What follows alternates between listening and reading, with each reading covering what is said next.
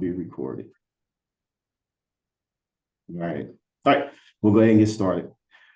Well, thank you for joining us and welcome to this meaningful discussion on the path to architectural licensure. My name is Maurice Thames, and I am an architect in the Dallas area.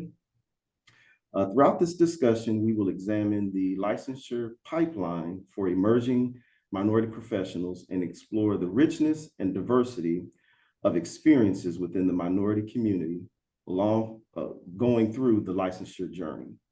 Our goal is that the outcome of this discussion will be an encouragement to minority professionals that are on the licensure journey and to encourage firm leaders to find creative ways to support every individual in their respective groups.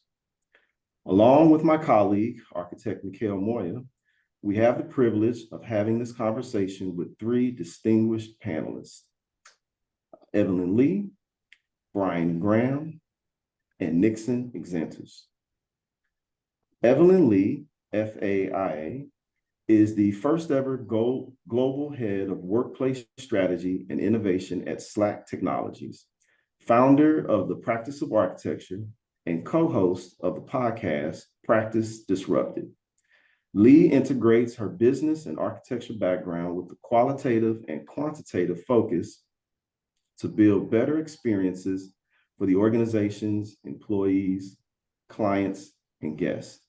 She is widely published, wrote a monthly column for Contract Magazine for over 3 years, frequently contributed to Architect Magazine, and is working with Architizer to develop recurring content on the business of architecture.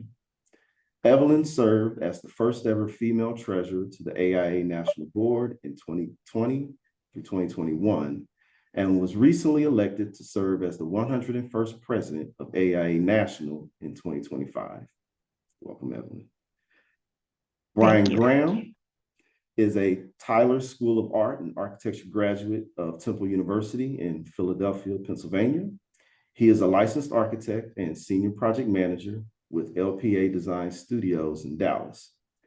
In addition to his work experience, Brien is currently serving the profession as the 23-25 AIA Strategic Council Texas representative and TXA board, 2023 through 24 treasurer of DFW NOMA, and chair of LPA's EDI Advisory Council. Previously, he served as the 21 through 22 chapter president of DFW NOMA, 2022 at-large board member of AIA Dallas, chair of the TXA EDI committee, and AIA Dallas's Education Outreach Committee member. He is a recent graduate of the inaugural AIA National Leadership Academy and is passionate about transformational leadership and providing early exposure to architecture to young students, particularly those from underrepresented backgrounds. Welcome, Brien. Nixon Exantus is a graduate of the University of Florida and currently serves as president of DFW NOMA. As vice president and division leader with RS&H, he brings 21 years of professional experience as an architect and interior designer across multiple states. His expertise lies in corporate, healthcare, and workplace design, where he serves as a design consultant catering to Fortune 500 companies. At the helm, he is accountable for growth and performance of his region, client relationship management, overseeing accounts, oversight of project quality control, and orchestrating seamless collaboration between architectural design, production, and engineering. His role encompasses not only business development and strategic counseling, but also forward-looking projections, ensuring a trajectory of sustained success. Welcome, Nixon. Thanks, Morris. So with that, I'll turn it over to my colleague, Mikhail, and we'd also open it up for any questions as we go through the conversation. Please add them into the chat, and towards the end of the conversation, we will try to get to as many of those questions as we can. Mikhail? Great. Thanks, Maurice. Well, first of all, I just want to thank everyone for attending this and, giving us some of your lunchtime to listen to these three really accomplished architects in our field. And it's a great honor to just be with these uh, three professionals, and we've talked to them, and we have found them to be full of knowledge and a lot of things that they're going to share here, and we're pretty excited to hear that from them.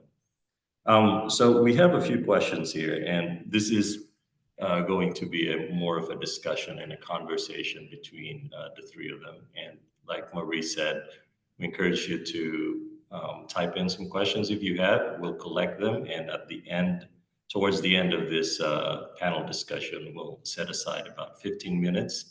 So that should be a good chunk of time for us to even extend the conversation with the audience. All right, let's get to it. We have a handful of questions here.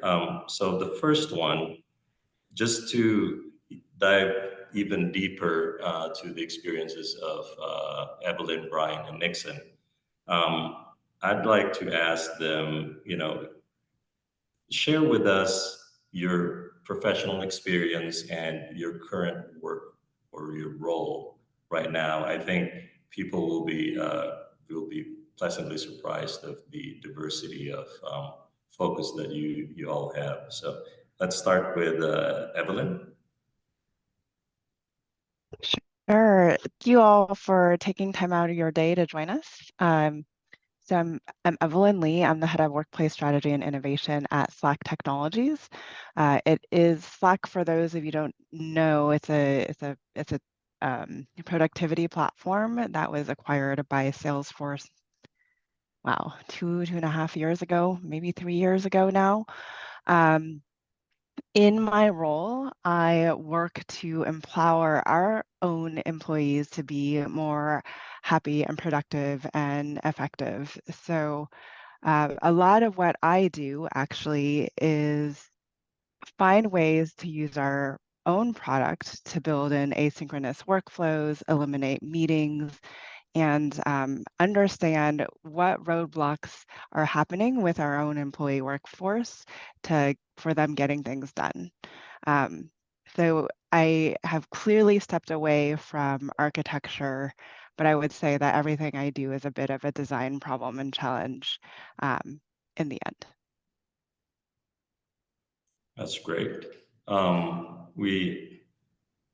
the way, this is very impressive, Evelyn, that you're breaking through sort of this. I mean, this is a first, right? Not what I don't know if this is a fair term, non-traditional practicing architect, and you're going to be the president of AIA in 25. So I is think that I mean, right? there's definitely been academics who would Uh-huh. consider themselves non-traditional, and there's been a few that have been on the owner reps. Yeah.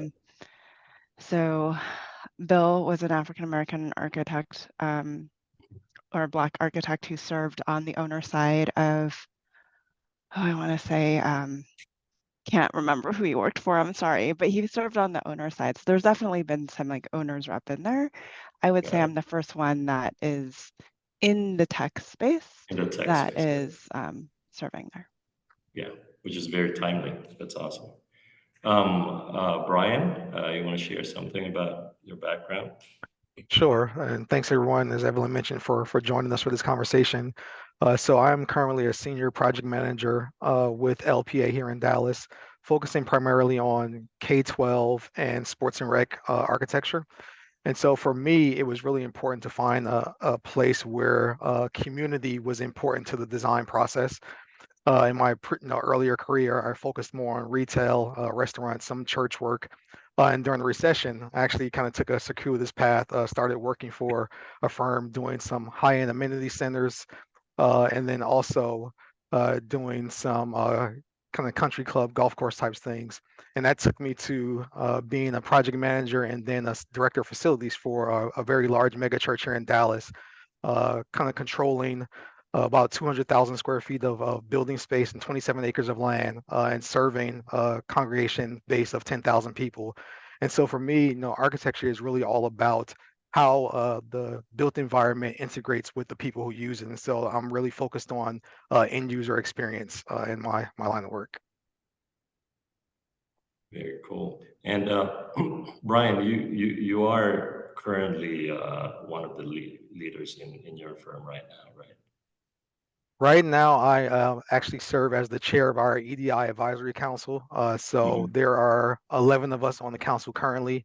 I report quarterly to our board on our efforts to diversify our firm and the profession and all the efforts that we're putting in both internally and externally to bring in more people and broaden the tent of architecture. It's impressive. Thanks for doing that. And it seems like I'm just kind of like putting you all together in sort of one canvas. Brien is kind of going through what we would consider the traditional path, right? And then we have Evelyn going into tech. So it's which I said is very timely, especially in these days. Which I think is a great thing because it broadens the clout of our field, of our industry. Nixon, give us a background of your. Thanks, Mikhail. Well, first of all, let me say thanks for getting me on this panel. I appreciate it. So I feel like it's a privilege to be with this group. I feel like I'm among VIPs with Evelyn and Brien. So exciting to be here. So for me, I've been with the same firm for now 21 years, and I hear this is sort of rare these days, especially after COVID, when a lot of people reevaluate, a lot of people decide, okay, I'm going to go out and do my own thing. But for me, I just felt that I started something special with this firm. It makes sense to kind of see it through because I've helped invested 21 years, helped building a team across different offices. And first of all, I moved from our headquarters office in Jacksonville, Florida, where I was there for a couple of years. And with the request of a client who was expanding in Texas, they've asked if we could kind of move with them to kind of help grow that account. We really didn't have a presence in our corporate market sector in the company in Texas. And when I was approached to move, it really was not much of a struggle, even though I had every reason to stay in Florida. My family's there. My then girlfriend, who's now my wife, was there. So, but I thought it was very important at that stage to make that move because even though I was young in my career, I didn't know where that was going to end up, but I knew somehow this had to be the right move for me. So I moved to Houston, and next thing you know, within 3 years in my early career, was managing dozens of projects. So that opened up a lot of opportunities for me. And I was in Houston for 9 years, where I helped establish our presence there, grew the team to up to 11 from nothing. And that model was successful. And then 9 years later, I was asked to do the same thing in Dallas, where when I started here, I've been here 10 years now. When I started, it was just me. It was just me and just space. And then my boss asked me, well, how are we going to grow this? So after, we strategized, we decided that, okay, well, we had to go and get the right pieces, get the right people in the door to help grow the business and the practice. And looking back 10 years later, we're now at 60 employees. So I would say that that was definitely the right path. And now I'm one of the leaders in the company, helping to enlarge a footprint in the central region. So I'm excited that I was part of that process, help build a team from scratch.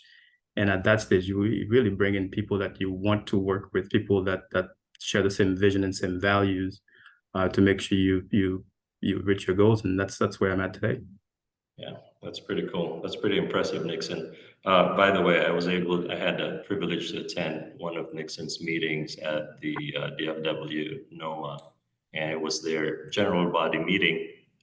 And I was really impressed and floored by the fact that they grew that membership to about, what is it now, 90 something, 95, 94? We're closing on 100 from 100? Right. And what was it when it started a few years back? Brien, do you want to take that? Sure. The chapter was restarted back in 2015, I believe, with 5 members. So Oh, nice. now, kind of 8 years later, we've no, it's kind of just been kind of skyrocketing just because of the level of engagement and then the number of programs that we put on here in DFW to really reinforce the importance of architecture and reinforce the importance of belonging and providing the space for everyone to kind of see themselves. Yeah, that's cool. So, yeah, I would encourage everyone to check out DFW NOMA, or if you're not in DFW, check out your NOMA chapter in the closest one to you, if there's none in the city. But it's a great organization. So I would like to ask more about the licensure, which is essentially the core of this conversation, right? So I know that three of you have really diverse sort of experience and paths to licensure and how you went about that. So describe to us just maybe in general terms, how was that? You can mention circumstances, timing, etc., whatever it may be. Who wants to go first? Brien? Sure. I think for me, just thinking about licensure, I always wanted to be licensed, always had the desire to be licensed, but I think when I started my testing process, I think I started it too soon because I don't think I was prepared for the rigor it took to actually study and move forward with the exam process. So I think I kind of started my journey a little bit too soon in the licensure process. But again, always had the desire to be licensed. But I think I would have held off maybe another year or two to gain a little bit more kind of holistic experience to be better prepared for the exams. It's interesting you said started it too soon. Would it have made a difference if, I mean, did it basically kind of diverted your professional experience as well, because maybe that was a distraction, or what made you kind of made that sort of conclusion that maybe that was not the right timing? I think just based on my experience at the time, I didn't have a holistic understanding of the profession, and I kind of knew how a building goes together, but I didn't really have a holistic understanding of the business of architecture at the time. The AIA contracts and all those things. So studying it, was one thing, but actually seeing it implemented, I didn't kind of have that insight at the time, which caused me to struggle a little bit with those kind of practice exams. It's interesting. That's a very old school way of thinking about it. It's like, yeah, I got to master these things first before I get tested, and then when I pass, maybe I'm well deserved. That's how I felt, at least. um, Evelyn, what was it like for you to go through that exam, or even going back to just contemplating being licensed? Yeah, I think I'm one of those people that knew I wanted to be an architect when I was in fourth grade, but you don't actually really understand, right, what you're committing to until I was lucky enough. I just happened to be lucky enough to do the research pre college application to understand that I needed to go to an accredited program. Mm-hmm. And I don't feel like, a lot of people even get stuck there and they find out they're in this 4-year Bachelor of Arts in Architecture and they have a much longer path ahead of them. So I did that research. But I actually found, licensure was an interesting path for me because I feel like an older person already. Back in the days when we had 9 tests, we had 10 in California. I was probably through seven of them, had failed structures multiple times. I'm a horrible test taker. When I kind of decided to move away from architecture. So I was at this interesting influx point where I was like, do I continue to get my license or do I not? I think one of the things that is always stuck in my mind is people say, once you get your architectural license, it's something that no one can take away from you. ironically, anyone can report you to the state and you can have your license taken away. But that aside, that stuck, being on this long journey since, fourth grade, Evelyn, was one of the reasons why that I wanted to get licensed.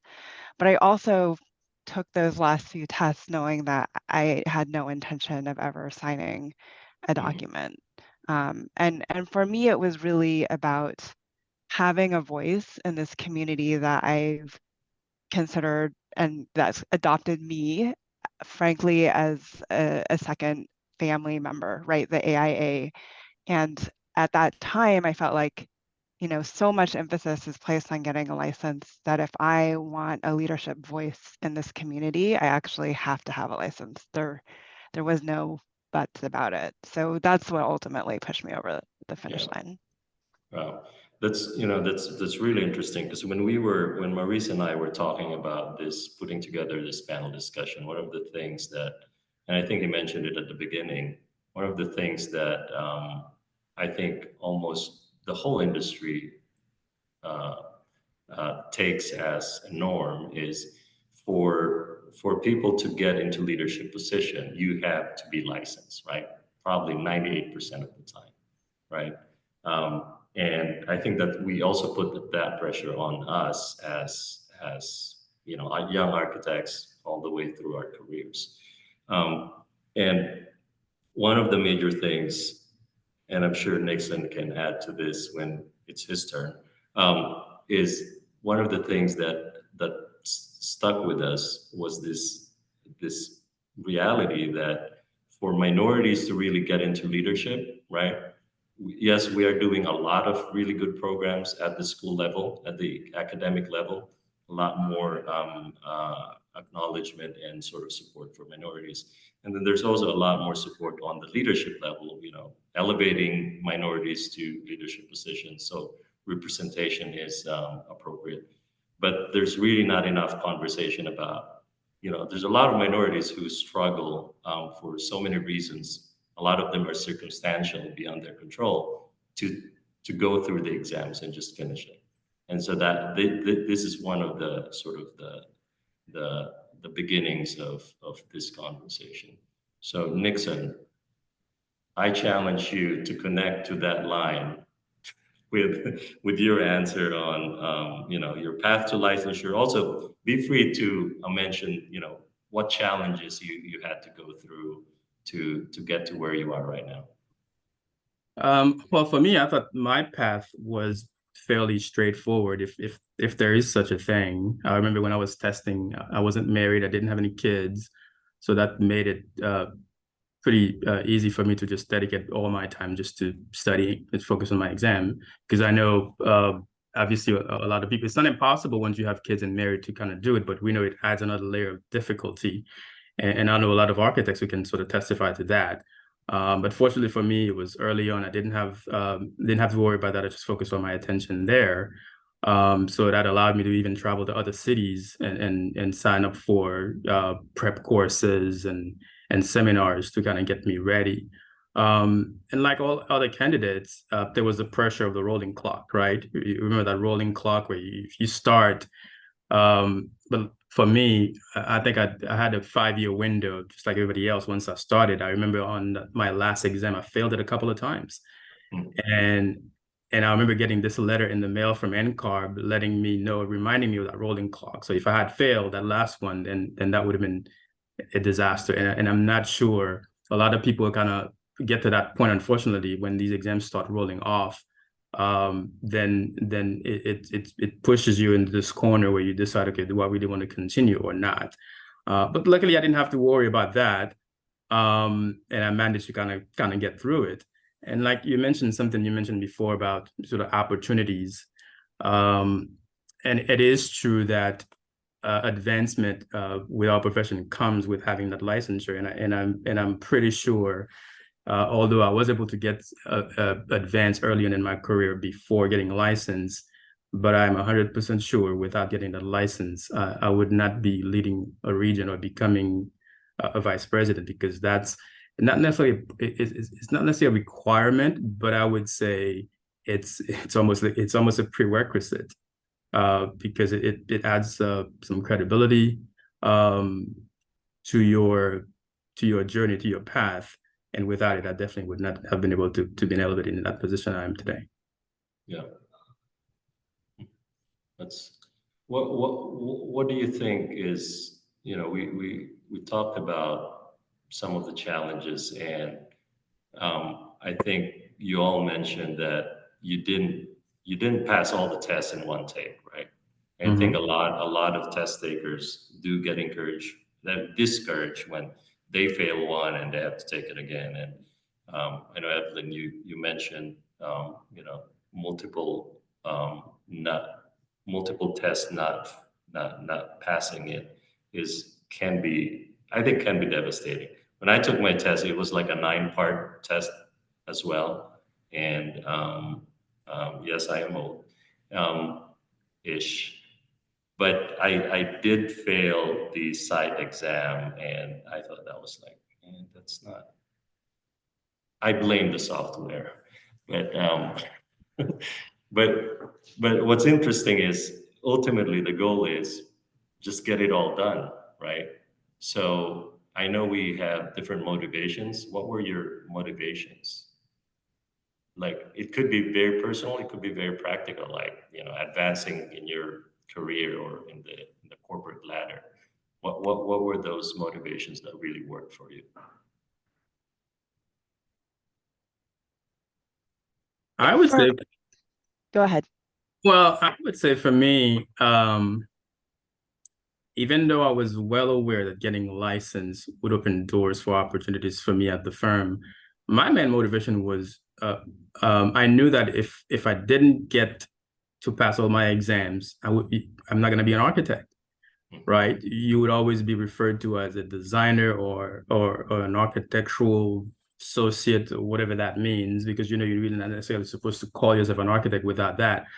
Having studied just like all of us had for years, for me it's 6 years, and starting my career, to me that would have been incomplete not getting that license. To me, even though I know there was gonna be some rewards at the end, getting the opportunity to elevate into my career, but getting that license to me meant that I completed something that I started, and it was very important to me to not stop there and be content, even though I was still able to get some opportunities to kind of elevate. That is quite personal. Brien, was it the bonus at the end of the exam? Or Well, I thought Evelyn was going to they chime doubled in. your salary. Is that what happened? I thought Evelyn was going to chime in, but if not, then No, I'll go ahead, go ahead. Brien. I think it's kind of two parts. I'll kind of address my challenges really quickly. I think when we look at kind of NCARB's numbers, and they say like the average time to licensure is between 12 and a half to like 14 years, including your education experience and your exam. But for me, that ended up being about 20 years. And I think that's what I talk about when I say I think I started too early. I started on 3.1 where there were 9 exams, passed a few, then got married, and then had my first child. And life, I took a couple years off, then kind of got back into it, started testing in 4.0, had a second child, and life. And so I think, I say I started early, but then I think the opportunities and the positives in life, and just enjoying life, enjoying being newly married, enjoying being a father, really took precedent over kind of really diving into the rigor of studying for the exams. But then when I decided to continue pursuing on the path, again, talked about the rolling clock.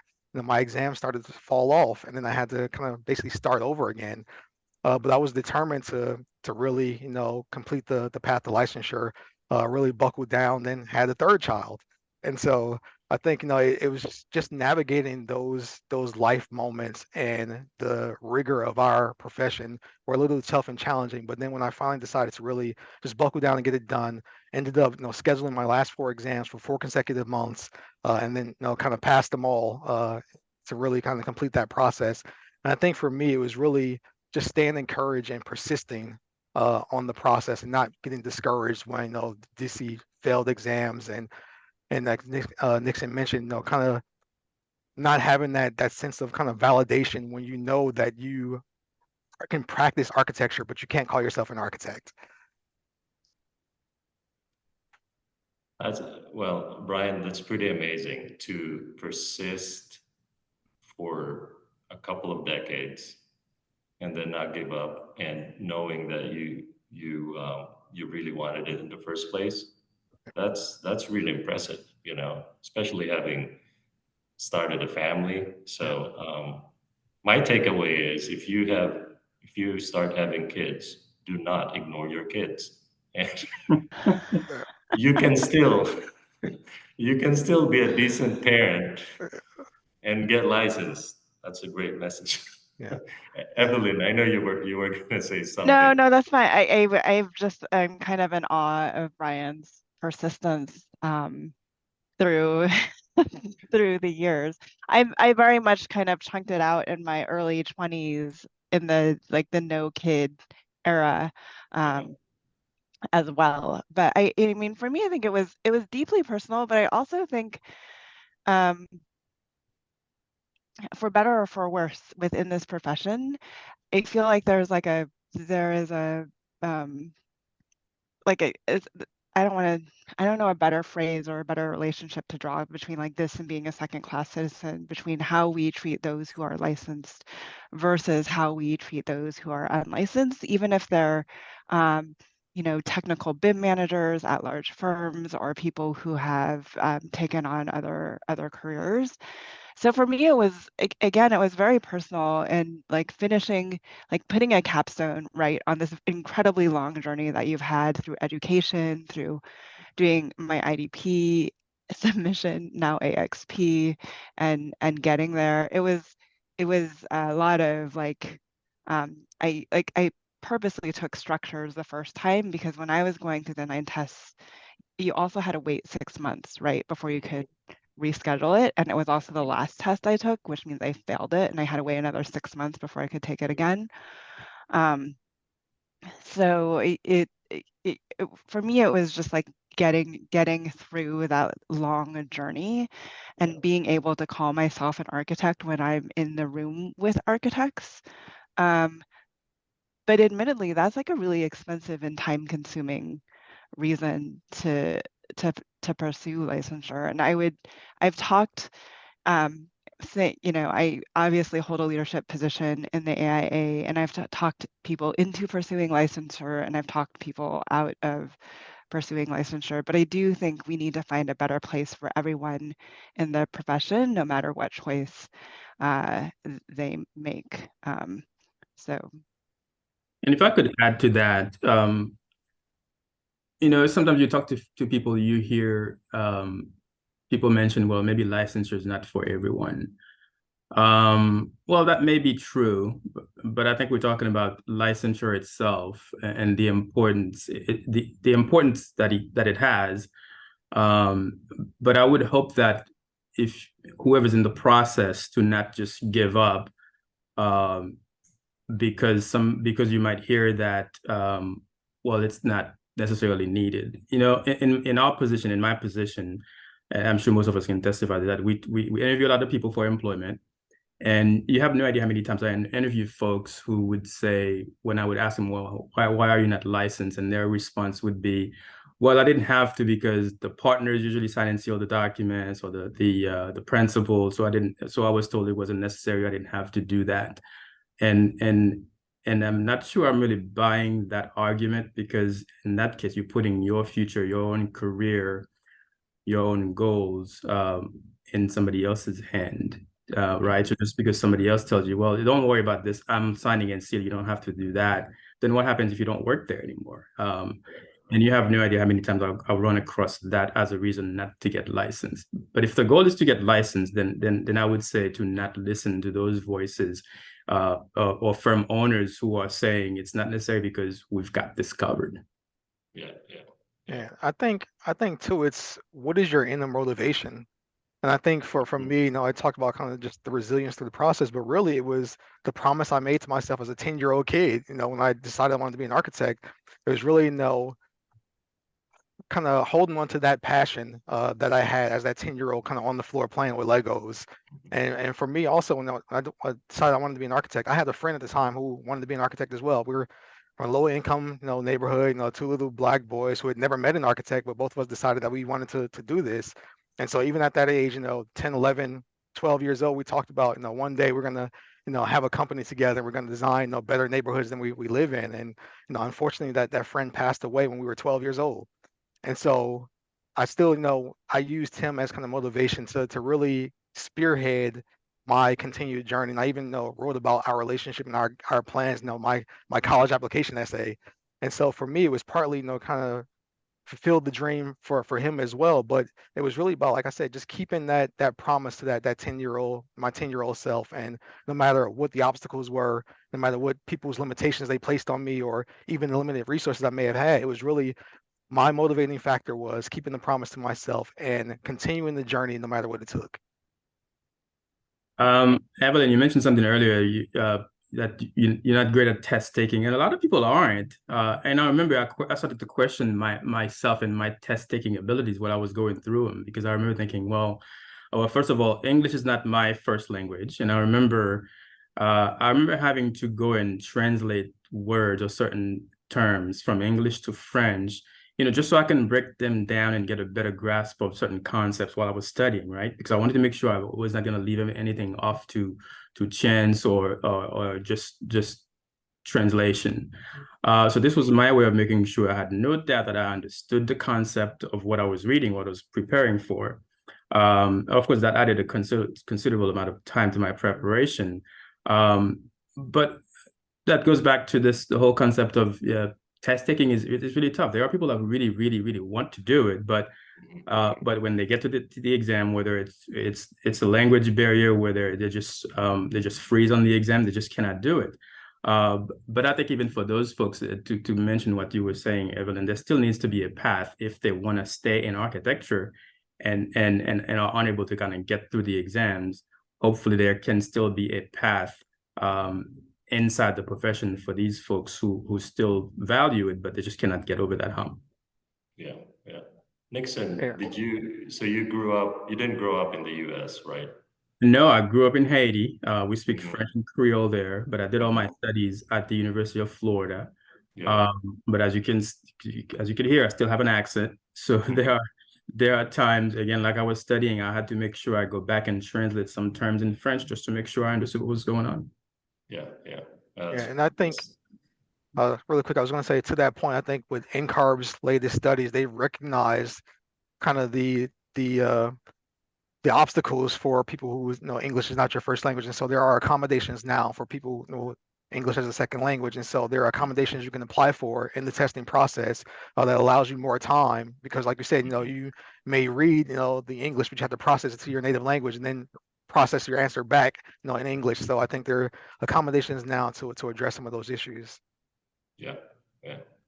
Well, I mean, I think it's pretty obvious that the three of you, having really different backgrounds, right? And now you three are very accomplished, to say the least. And for all of you to share with us the struggles that you had to go through, just to be legally referred to as an architect is amazing. So we do appreciate that, and I hope a lot of our listeners are, just taking in this obvious fact that, look, we all struggle, and look at these three people in front of us right now. They're leading the industry. Evelyn is doing national work. Brien is now doing a lot of state level work. Nixon is doing huge, great work here in Dallas, and I wouldn't be surprised if next year is going up to state and national as well. So I think this is a great messaging board for everyone that it's okay to struggle. It's okay to fail, and it'll be fine. You might be AIA president in a few years. Hey, Mikhail, before we move on, Yeah. we do have one question in the chat that's really relevant to this topic right here. Yeah. Bring it on. One of the questions is, how would you recommend to start buckling down when life's happening? Brian. I feel like Brian's the most appropriate to answer. Brian's Or the like expert. finding focus, right? Yeah. Again, in the midst of chaos, even, I would say. Yeah, I think just from my experience, it was really, we talk about buckling down when you have a family to raise, you have children, you have a spouse to kind of partner with. It's really determining what you want your legacy to be. And I think, for me, it was providing, I guess, kind of proof of concept to my children of what perseverance can get you, and then using that as the motivation to kind of continue on the path. And so I think, if you're raising a family, it may, seem like sometimes an insurmountable obstacle, but it's not. And so for me, it was really, kind of going back to school. One of the models of my high school was Benedict hates a quitter. And I think for me, it was no matter what's in front of you, like, just don't give up. No matter how long it takes you, stay motivated, stay encouraged, and surround yourself with people who are going to keep you encouraged. Because I think, that goes a long way when you have people who are going to kind of continue to put that win kind of, in your sails, continue to push you forward, knowing that you're more than capable of completing the task. Because sometimes we can be our own worst critics and we can get down on ourselves and kind of live in that, we can have our pity moments, but don't live in that pity of yourself. Like Nixon said, as Evelyn mentioned as well, sometimes, test taking is hard and you may not pass them all on the first try, but don't give up when you're confronted with the obstacles. When you are motivated to complete the task, continue to push forward, because you never know who your journey is going to inspire that's coming behind you as well. And that's always the message that I preach to some of the young people at the office is just go ahead and take the test. In fact, go ahead and fail it. At least you'll have somewhat of an understanding where your shortcomings are, what you need to focus on next time. Not taking it, to me, is actually it's not an option. If your intent is to go take the exams and pass, then you got to jump in. Don't let that fear paralyze you.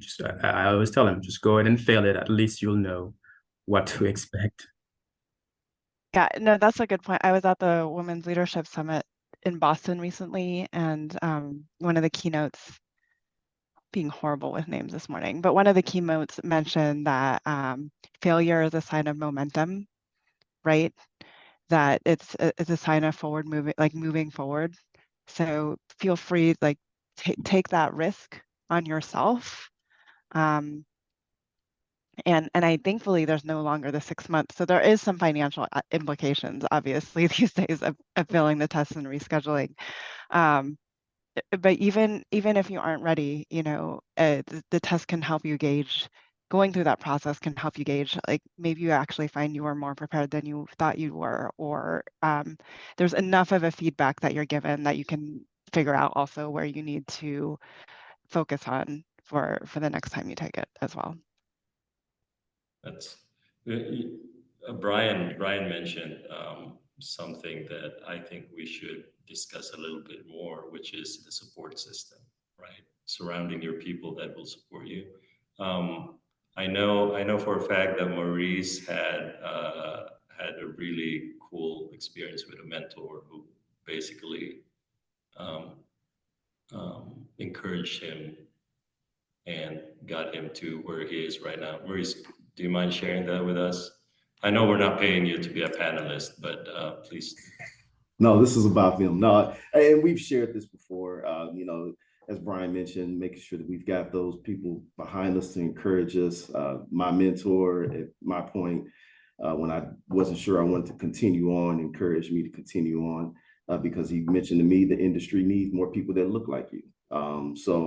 Which I thought was really encouraging and really powerful at the time. And now moving through the career and kind of where I'm at now, where I continue on towards, I just see that it's just that much more important to pass that baton and get that next generation behind us as well. So yeah, that was kind of my story and what we've shared with the panelists. Yeah, that's pretty powerful. It's like, we need more of you, and that's a huge.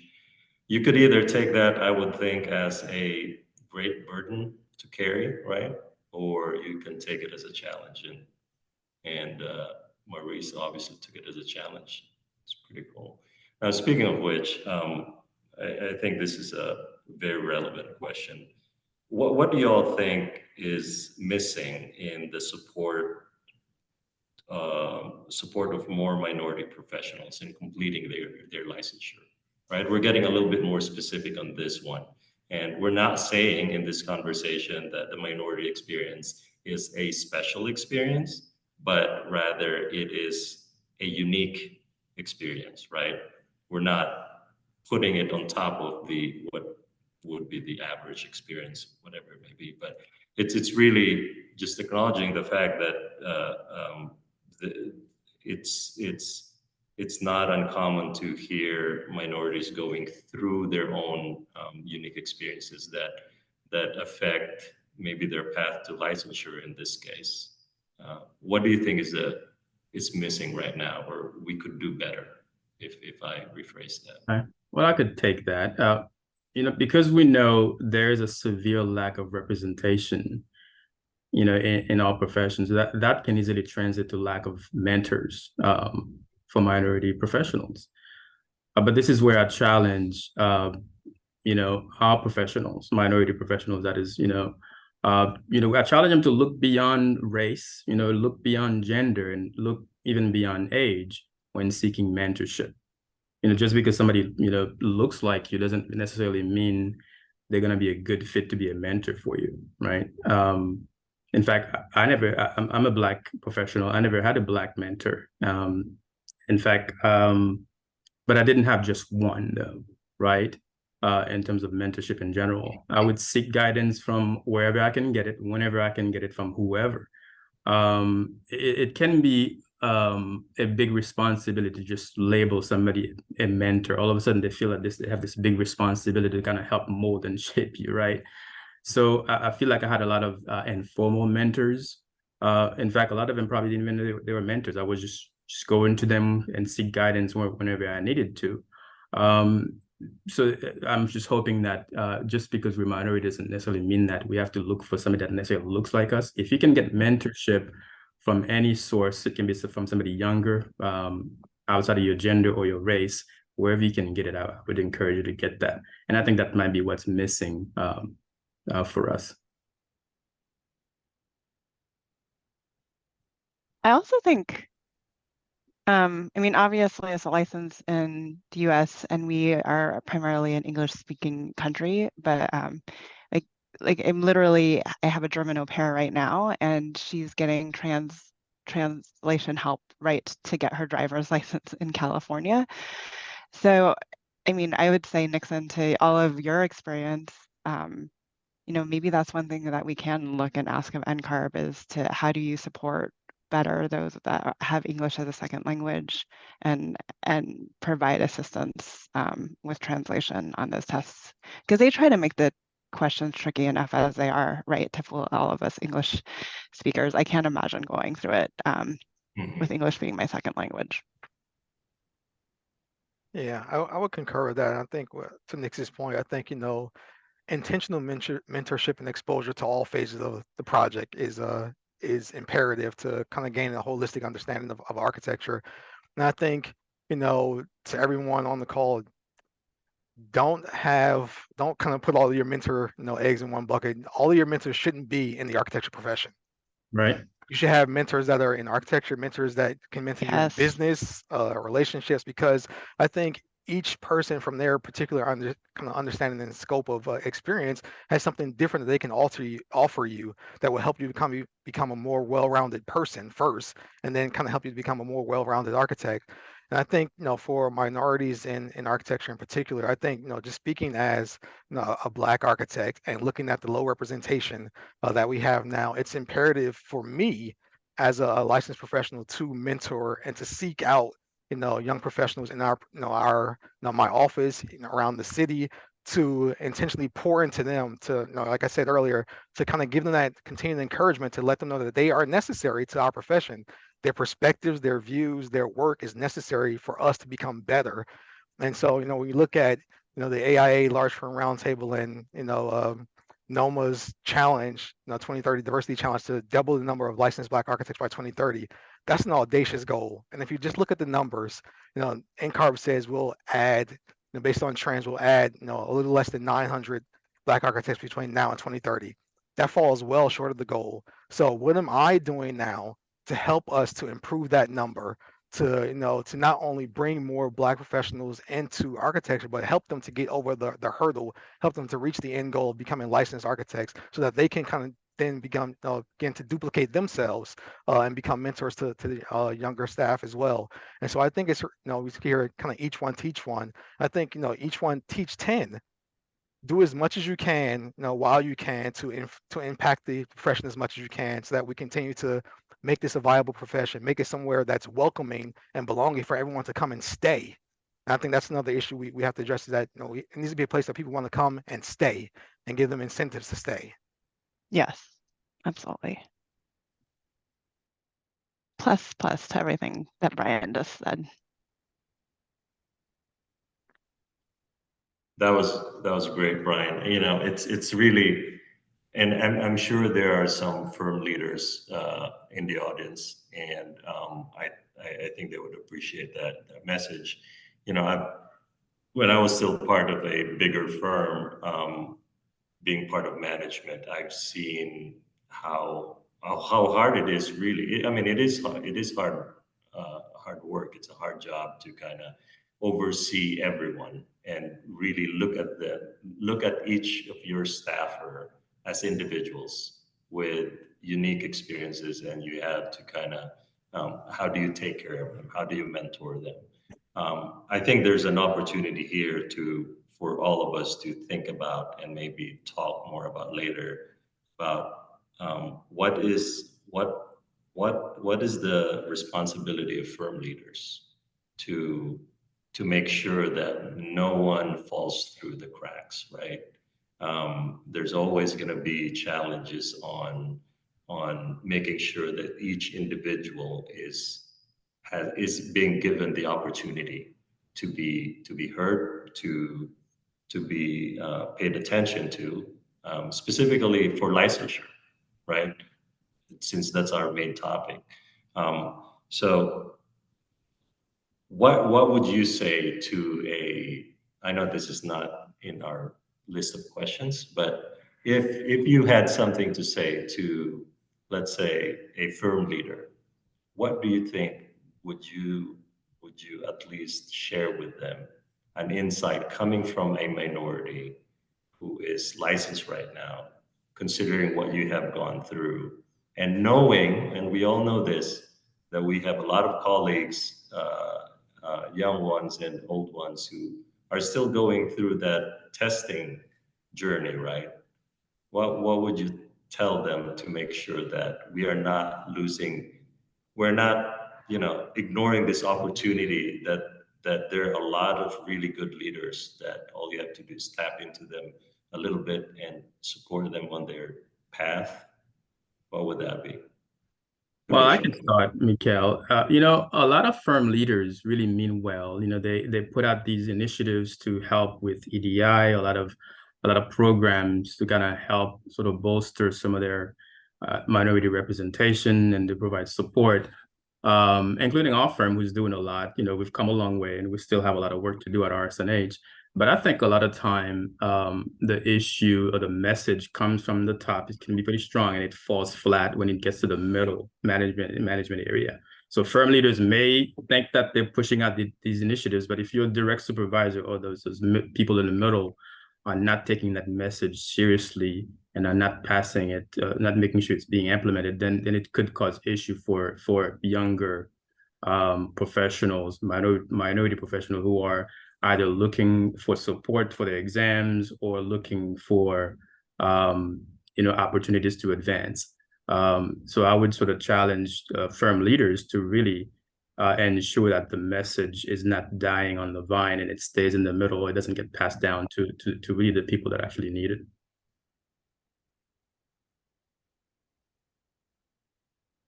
I agree with that. I think there's this interesting thing that happens in architecture when it comes to training. the next generation and how much time and energy I want to put into training the next generation, especially if in their mind, millennials or Gen Z are just going to bounce from firm to firm. But I think the proof of the matter is that if you support somebody in their growth of their career, right, that they are going to be an engaged employee who wants to stay at that firm longer.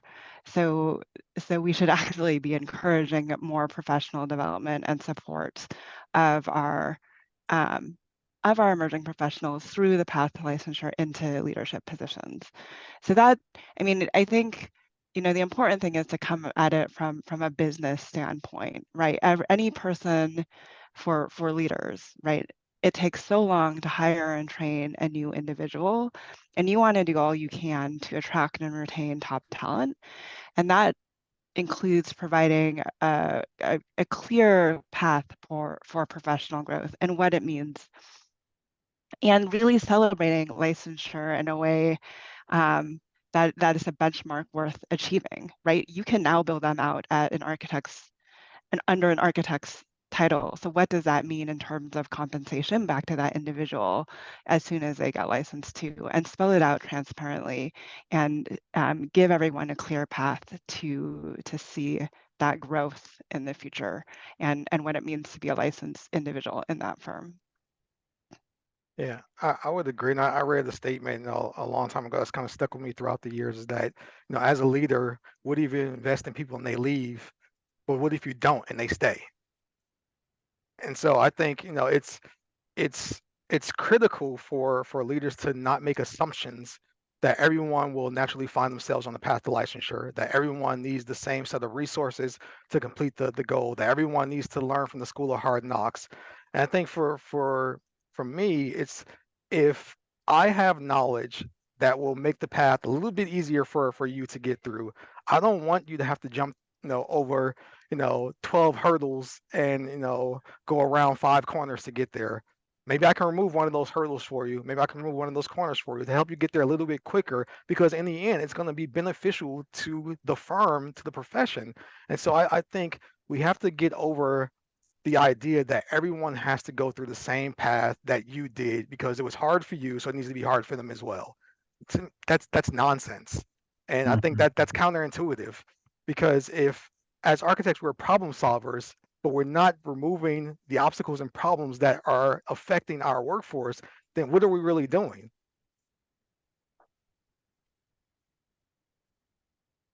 Well said, Brien. Wow, it really was.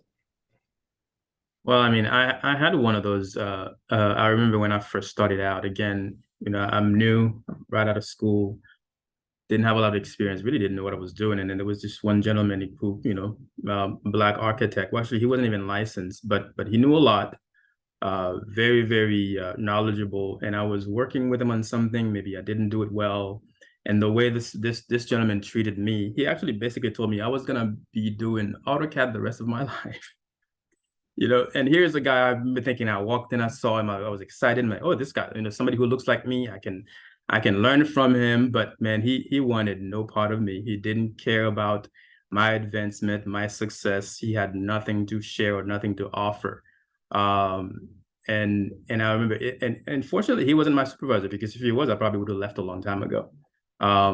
And he's still not licensed, left the firm, and here I am 21 years later. I'm still working, I'm still trying to get better. But I decided that day that I was not going to be like him. I was going to offer to support and to mentor young associates when they come through the door, to make sure they even if they were to leave at some point, they walk out a lot better than they came in. But unfortunately, this guy was just no mentor to me, and in fact, he could have been very detrimental to my career had he been more influential over me.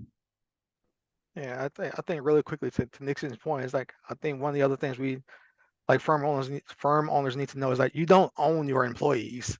I mean, people will choose the path of their career that's most beneficial for them. And so I think it's just incumbent upon us to train people as best we can. If they leave, wish them well and wish them success, because that only continues to perpetuate and make our profession better. If they were able to learn from your tutelage and they're able to take that somewhere else and they're able to train someone else, it's a kind of self-perpetuating cycle. And so I think we just need to understand that no one owns your work, and these just need to be able to teach and spread. And the profession is small, right? So we know who's lifting and supporting up and carrying others forward. And we also know who's holding people back. So, even if they leave, there's probably a good chance that if you treated them well, they might actually find your way back to them, or they might find themselves on the client side where they are then hiring you in return. So yeah, some of the best lessons, right, are the things that I'm still telling my 6 and my 8-year-olds, right, is just treat people how you want to be, treat people how you want to be treated. Yeah, what's interesting with that last few discussion points is it seems like, do we even need to talk about the practical side of this, right? When we know that the right thing to do is, like you said, Brien, support your fellow architects who is struggling, and try to get rid of obstacles for them if you can, right? It'll not only make them better, but it'll make everyone better, including the whole industry. And I think it's undeniable, at least to me, it's undeniable that there are a lot of minority professionals who have gone through challenges that probably the average person has not gone through, right? I mean, that's a fact. That's just part of the experience. And again, we're not saying that it's a special experience. It's just a circumstance that they happen to be in, right? So as a business owner, if I had someone who has gone through struggles after struggles and trying to get licensed and trying to be even more successful in life and in the profession, if I don't support that person, I think that's probably a very stupid business decision, right? Well, it is. It's not probably. It definitely is, because I am preventing an emerging leader who has gone through different challenges that I may not have gone through. And that person could be lifting my business to a different level. And I think firm owners and firm leaders should look at their staff and see, hey, look at this. If you really have a diverse group of professionals, and if you really want to do the work of looking at them as individuals with unique experiences, and you're willing to support them, right, in their professional struggles, it will pay off from a business point of view. That's almost guaranteed, right? Otherwise, they might leave, they might go to a different industry, right? They might just go away and not impact this industry that we all love. I mean, we're all nerds about architecture. And I think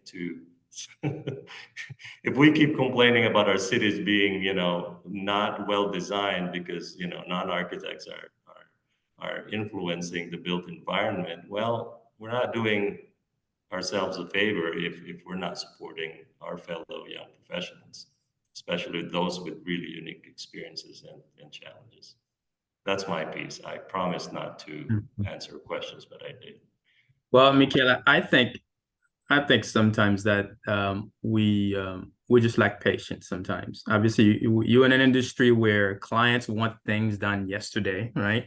Mm-hmm. Deadlines are getting tighter. Same goes, for fees. So therefore, we feel sometimes that, we just don't have time to teach. We just need to get this done right, and it's got to be done right now and out the door. And we don't take the time anymore it takes to really teach people how to do things properly. And that's unfortunate because everybody learns at a different pace, right? Just because you have somebody on your team who maybe they're a late bloomer, they could be lagging behind a little bit, but unfortunately, sometimes we're too quick to discard them, thinking, well, they're not getting it, they're not cutting it, so then they got to be out. I mean, I remember working with a young early in my career, somebody who was even younger than me, who just was not, I didn't think this person was gonna make it, but that person ended up leaving, went to another state, another firm, eventually started their own practice, and now winning putting out award-winning projects. And when you go back and look, you're thinking, wow, I just never saw that coming from somebody who struggled early, didn't really have a lot of support, ended up leaving, and now they're doing tremendous work and helping build and push the profession forward. So I think it takes a certain level of patience to be able to provide good mentorship for young people. Yeah. I'd also like to add, obviously I encounter engineering, computer software architects all the time in my line of work. Salesforce has many groups of technical architects. I don't want to turn this into a titling conversation, but for those of you who do get licensed and end up taking non-traditional paths, I think it's a really good opportunity for other people to understand the value that you bring as a problem solver, and your ability to say, I'm an architect. Every time I have a conversation with one of those technical architects about what it means to be a building architect, they learn something new about architecture that day. So that becomes very much a teaching opportunity. So even, even if you're so close to the finish line, and I've encouraged people this, and even looking to leave the profession, you have the ability to be an advocate for the profession with that licensure if you end up going somewhere else. Just by being able to call yourself an architect too. So that's another reason to just get yourself over the finish line. Often when I've talked to people out of licensure, it's because they are fresh out of school and they had this really ridiculous internship experience, and they've made a clear distinction in their head that they do not want to go down that education path, and they do not want to start taking those tests.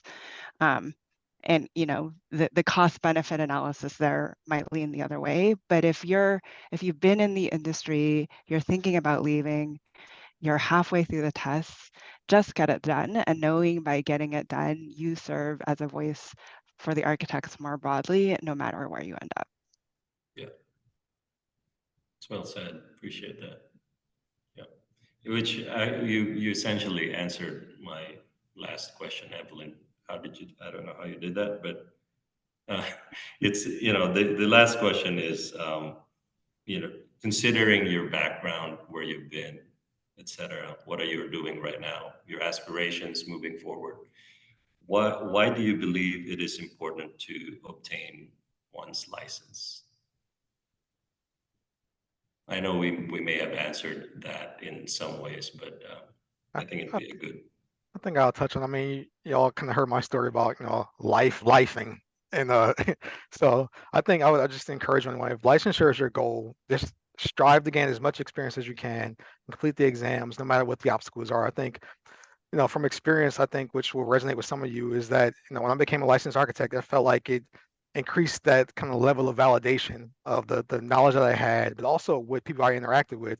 And I think for minorities, sometimes too, is we tend to sometimes get what we call imposter syndrome. And I think it just provides that extra level of confidence, knowing that you were able to succeed and reach that goal, but also that it just provides that reassurance that you know what you're doing, that you have a place, and that you can call yourself an architect, as Evelyn mentions.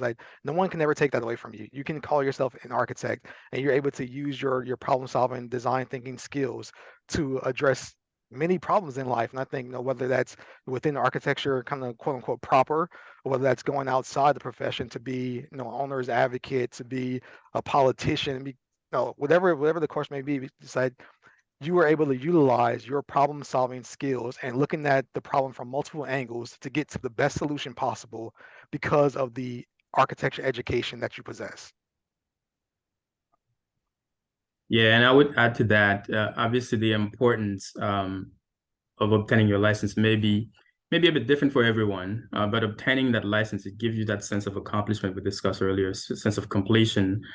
But really, legal requirements straight up is one of the reasons. You actually, if you're going to be in practice for yourself, you actually need that license to offer architectural services. That's just one requirement. And professional competence, and we talked about that, it serves as this benchmark of your competence. Even though we know that your license doesn't mean you know everything, we're all still learning, because we know people can take tests and they can go out within 2 years of school and they get that license. It doesn't really mean they're an architect all of a sudden overnight, or they know everything. But at least it gives you that sense of competence because you pass the basic requirements of being an architect.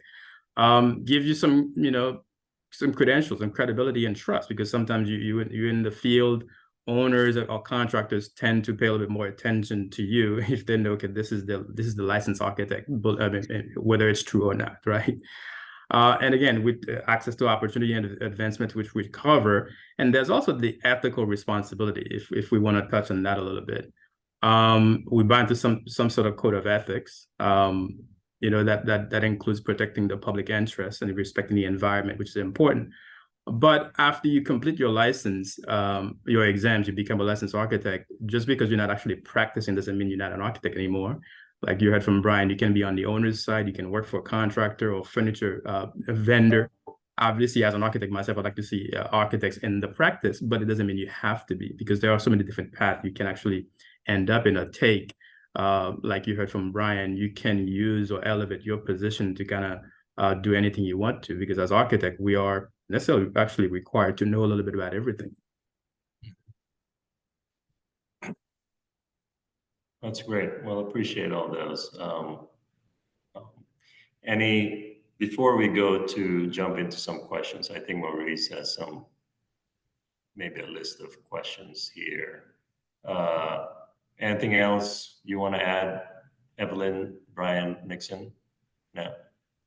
All right, Maurice. No, I mean, just this conversation is necessary. And I think when you become a licensed architect, you have the power to control the trajectory of your career in your hands. Not everyone, has the same starting point. We can't determine what our starting points are, but we can determine where we want to end up. And I think becoming a licensed architect helps you get to that goal. Whatever you set as your end goal, becoming licensed helps you to, it's a step in getting to that goal. For me, a lesson in all this is really about ownership and accountability. I'm lucky enough where I work for a firm who actually pays for all my exams at the time off to go take the exams, because I understand not many firms are doing that. So I appreciate that. But even if the firm was not supporting me in paying the fees to take the exam, I think it's something that I would still need to do on my own. Because I'm accountable to my own success and my own growth in the profession. I would still need to do that, so that you don't let anybody else dictate where you go and what happens to you. You can decide to go into practice yourself. You call your own shot. So I think it's important to kind of take that accountability back to the individual to make sure you do things on your own, so that you're not just because a firm may decide that, well, the leadership has all the signing and sealing responsibilities taken care of. I would still encourage you to go ahead and do that if that's what you really want to do. Great. Evelyn, you're good. Yeah, it's hard to follow these two. No, I think another interesting, I've always said, my journey has been a unique one. It's not linear. And I've always described it in a way that it's not linear, from the sense that I've gone completely off the traditional path. But I was sitting there listening at the Women's Leadership Summit in Boston to every single panelist. So there was even a panelist of 5 women CEOs at some of the larger firms, right? So Shepley Bullfinch. Now I'm not going to remember all of them. But horrible names again. I don't know if it's what it is, but the interesting thing is they all resolved in saying that their path and their journey in this profession, even if they stayed in practice, wasn't a linear one. So to what Nixon and Brien are saying, like, you can really carve out your own destiny, and you can have that credential to take along with you on the journey, and then it becomes a part of who you are. I always also say, kind of treat your career like a business, like in the same way that in hard times, leaders at firms are going to need to make difficult decisions about who they keep and who they have to let go. I think you need to treat your own career journey like a business, and kind of build up the credentials and whatever you need to figure out how you want to survive within the industry as well. It's very good. Maurice, thanks, Evelyn, Nixon, and Brien. But we may have some questions here. Yeah, kind of been navigating the chat, picking out a few questions. There's one question. I'll try to decipher this as much as I can. It says, Nixon, I'm assuming you were studying in the US as an international student. What extra layer does that add to the process of licensure as you attempt to navigate getting a work visa? Well, I was not studying as an international student. I was a Florida resident when I was going to school, so I didn't have to look into special visas that were required, unfortunately. So that gave me an opportunity, because I knew I didn't have to worry about those extracurricular activities, and I was able to focus on my studies. And when I got out, I was able to start studying for my exams right away. I was just looking this up. I will drop a link in the chat before the end of this, but there is an Immigrant Architects Coalition that has a Facebook group. They have a book, they have a podcast. There is a group out there to support immigrant architects that have to jump through extra hoops, get their education kind of certified by NCARB and what that means. So I'll make sure I post that for people, and navigating visas and everything. That's cool. Where were they when I started? Oh wait, there wasn't internet yet. No, there was internet. I was gonna say, now you're really dating yourself. I know. Couldn't have There been was that, internet. you know. No, it wasn't that. One more question. Are there any ARE scholarships for those that are taking their tests that the panelists can share? Brien, Nixon, I definitely know of one with DFW NOMA, but I'll let you guys share that. Well, at DFW NOMA, we every year we offer the Charlotte McAfee Duncan ARE scholarship. So those are for, obviously qualified candidates. In fact, just this year alone, we handed out 6 scholarships to help with 3 exams. So we think that's very beneficial especially for folks who might have some difficulty financially, because we know these tests are they're not cheap. Obviously, a lot of us have the privilege of working for large firms who can provide that kind of support to pay for some of these exams, but a lot of firms don't. So if you are in the DFW area, you are in the process of studying for your exams, we offer scholarships for architecture and interior designers, by the way. So if you are interested, you could find a way to get in touch with me and Brien, and we are going to be ready next year to provide some support again in that space for you. Yeah, I think it's important to note too, as Nixon mentioned, we do provide scholarships that are, provide for 3 exams for each recipient, but that's money provided pass or fail, because we understand that for a lot of minority architects, there's based on the NCARB numbers, is that the fail rates are a little bit higher, and so some firms don't reimburse you for a failed exam. And so that was one of the reasons we decided to come up with this scholarship, to provide financial assistance for a paid or failed exam, just to keep people encouraged on their path to licensure. I dropped in 2 links. So the first one was to the Jason Pettigrew Scholarship. It's by the AIA National Foundation. That's open to everyone. If there's any California people out there, actually I don't think it's California restricted, but there's also a Paul W. Welch ARE scholarship. I would also check with your local AIA component to see if there's anything there. I think Kate dropped in, that the local component has a free library of resources for you to check out. So at least do that. And it looks like there's another DFW, okay, the DFW NOMA scholarship was dropped in channel 2. And TBAE has one.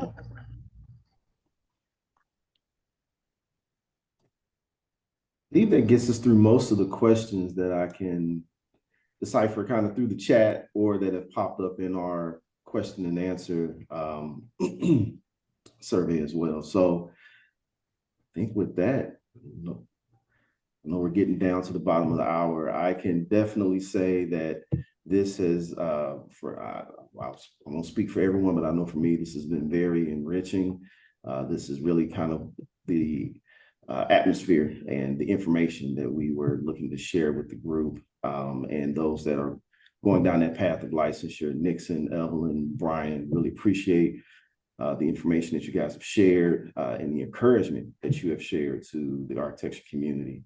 And Mikhail, great job moderating. If there's anything else, any parting words that either of you would like to share, please, by all means, feel free. Someone just put in the chat, what is the learning unit info?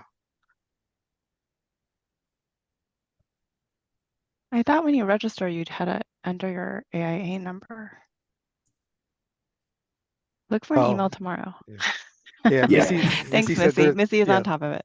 There'll be an email forthcoming that requests your AIA number to get your learning units. Yes. So my thought more is that, again, I've said it before, I'll say it again. There's no shame in failing. If licensure is what you're seeking, what you're after, just go ahead and take it. Not taking it, if that's what you want, to me, is the failure part.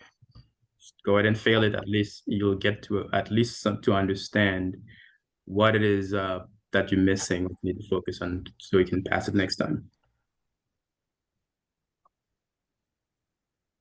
Yeah, I think really just continuing on the path. If licensure is what you desire, no matter, like I said, no matter the obstacles, continue forward. Don't let anyone's pessimism or even your own skepticism hold you back, because if that is your goal, continue to reach that goal, because it will be worth it. Then I would say, just add to that and piggyback off of something else you said earlier, Brien, right? Find your community. I think there's a lot of different communities out there, whether you want to, take a license, a test every week as soon as you graduate, or if you want, or if you run into some family issues, there's communities for mothers and architects and caregiver parents and architects. Find the right community to give you the right support to help you there. We are small, but there is enough of us going through different personal experiences that there's somebody who has been through what you're going through too, and you don't have to do this alone. I agree with all of that. I don't know what to add. I say just listen to these three really smart people and take the damn exam. It rhymes. It's fine. It's good. Awesome. Well, I guess if there's nothing else, we just, we're signing off a little bit earlier, but I think all this information has been really great. And yeah, let's do this again, guys. Let's do this again. This was fun. It was good to be on this panel with you, Evelyn and Brien. So, Mikhail and Morris, give us a call. Let's do it again next year. I'll just say thanks for everyone who attended. Yeah, thanks for all your questions. Thank you very much. It's great. All right. Thanks. Thank you. All right.